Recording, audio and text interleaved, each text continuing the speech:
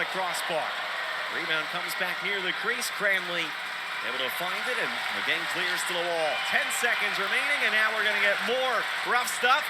Cranley grabs one of the checker players. Domingue is at the red line. Domingue's ready to go. Cranley's going to come out. We're going to get a goalie scrap. Domingue and Cranley. Cranley lost his balance. Louis fires a right hand, rips the jersey off of Cranley. Will's hanging in there, though. Will trying to get a right hand back. Domingue is now switched to the left. Cranley fires a right over the top. Cranley really hanging in there. Domingue finally wrestles him down to the ice. Well, there's a first in year 10 of T-Birds hockey.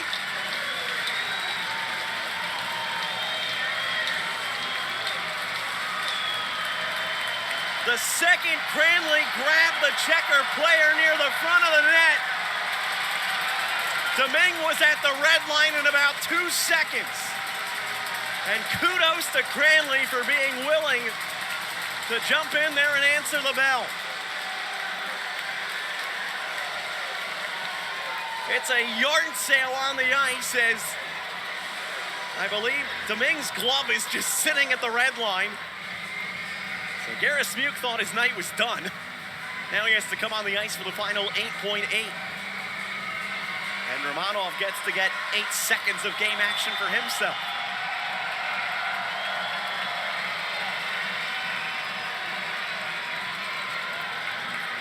I mean, you could tell Louis Domingue, the veteran, Will Cranley, the rookie. Cranley was just doing his best to try to hang on against the veteran backstop. He did get a pretty good right hand in there, but Louis, clearly the more experienced of the two netminders, but still a heck of a scrap. And you know that the game going the way it was, Domingue was interested. Give Cranley full marks for answering the bell. And he got a huge, huge ovation, not just from the crowd, but his entire bench. They were all ready to jump on the ice and celebrate with their goaltender. Charlotte on the 5-on-4, rather the 4-on-3, and Reese Gaber hits the post. Rebound chance for Cranley, stopped, and then Gaber's gonna go after Lindstein.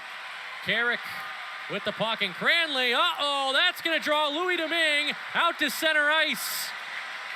And Domingue staring down Cranley, and they're gonna drop the gloves with 8 seconds left. Domingue and Cranley. Cranley fought last year in the ECHL. Domingue has a history of this as well. And Domingue swinging on Cranley. An uppercut by Domingue over the top on Cranley, who's lost his jersey. And Domingue schooling, with the left hand on Cranley as these two tie up.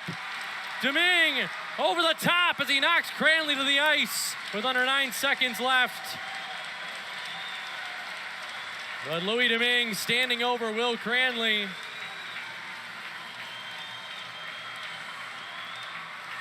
And that's how we end this game. Cranley fighting Evan Cormier last season. The Panthers ECHL affiliate in Savannah. As he drops the gloves with Domingue with 8.8 left.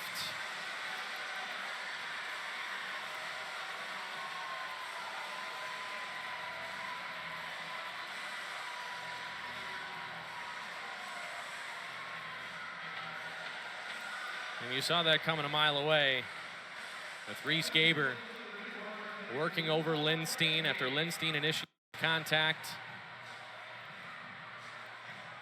And Cranley came in, and right away turned my attention to the right side of the rink where Domingue was already at the red line.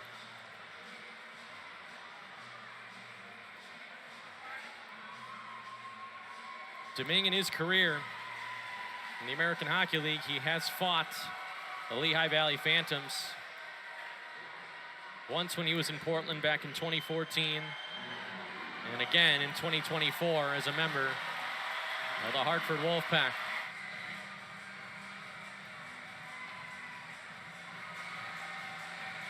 If you're just joining us from Mass Mutual Center, 8.8 seconds left in the third period. Will Cranley and Louis Domingue, a goaltending duel with the gloves off, and Domingue is working over Cranley. Again, Domingue's done this before. Cranley didn't fare well last year against Evan Cormier in Savannah in the ECHL. Domingue, 33 years old against Cranley, who turned 24 on Thursday.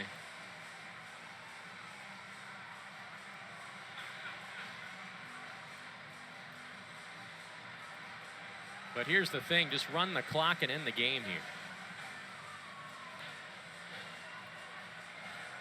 This deliberation from the officials with the game clock just stuck at 8.8 seconds left.